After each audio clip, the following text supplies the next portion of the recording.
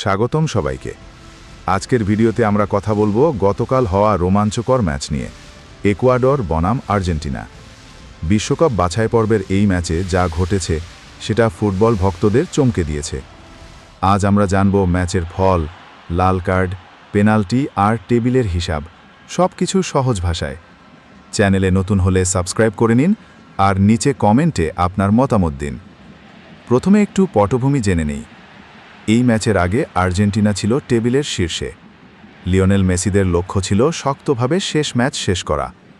অন্যদিকে ইকুয়াডর ঘরের মাঠে গুয়াকিলে খেলছিল। তাদের সমর্থকরা ছিল প্রচণ্ড উৎসাহী। আগের ফলাফল আর ফর্ম দেখে বোঝা যাচ্ছিল ম্যাচটা হবে টানটানি। আর্জেন্টিনা চেয়েছিল নিজেদের শ্রেষ্ঠত্ব দেখাতে, আর ইকুয়াডর চেয়েছিল বড় ম্যাচ জিতে টেবিলে শক্ত অবস্থান নেবে। ম্যাচ শুরু হয় নাড়াজোড়া আক্রমণাভ্যাসে। আর্জেন্টিনা বেশি বল আটকায়, কিন্তু ইকুয়াডর ডিফেন্স খুব দৃঢ়। ম্যাচের সবচেয়ে বড় ঘটনা ঘটে ৩১তম মিনিটে। আর্জেন্টিনার নিকোলাস ওটামেন্ডি একটি প্রফেশনাল ফাউল করলে রেফারি সরাসরি লাল কার্ড দেখান। আর্জেন্টিনা নেমে যায় ১০ জনে। পরবর্তীতে উত্তেজনা বাড়ে। প্রথমার্ধের শেষের দিকে VAR দেখে ইকুয়াডরকে পেনাল্টি দেওয়া হয়। অ্যাঞ্জেলো প্রেসিয়াডোর ওপর ফোন হওয়ায় সেই পেনাল্টি ঠেলে গোল করেন এনার ভ্যালেন্সিয়া। এটাও বিশেষ, কারণ এটা তার ১০০তম ম্যাচে গোল। প্রথমার্ধ শেষ হয় ইকুয়াডর ১, আর্জেন্টিনা ০-তে। দ্বিতীয়ার্ধেও খেলা জমজমাট।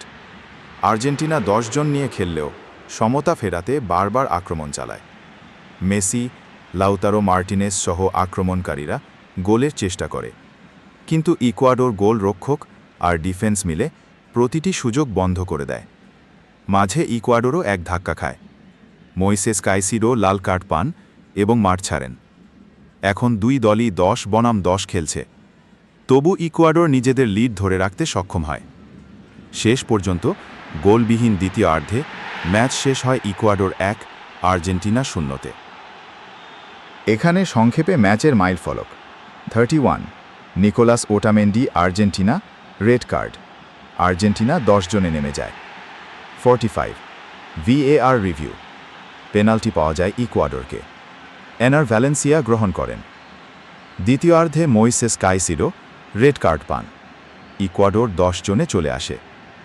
শেষ স্কোর ইকুয়াডর ১, আর্জেন্টিনা ০। এনার ভ্যালেন্সিয়া, বড় ম্যাচে বড় আগমন।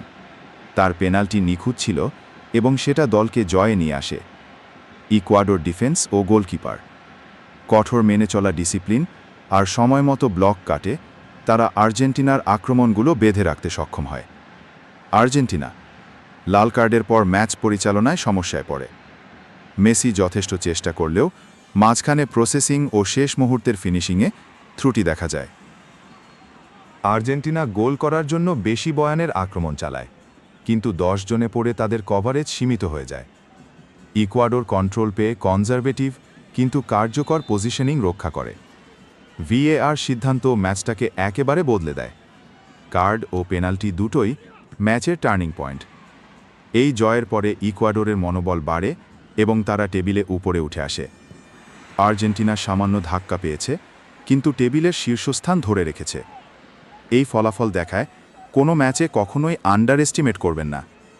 বিশেষ করে দক্ষিণ আমেরিকার বাছাই পর্বে প্রতিদ্বন্দ্বিতা তীব্র হয়। তো বন্ধুরা, কেমন লাগলো আপনার?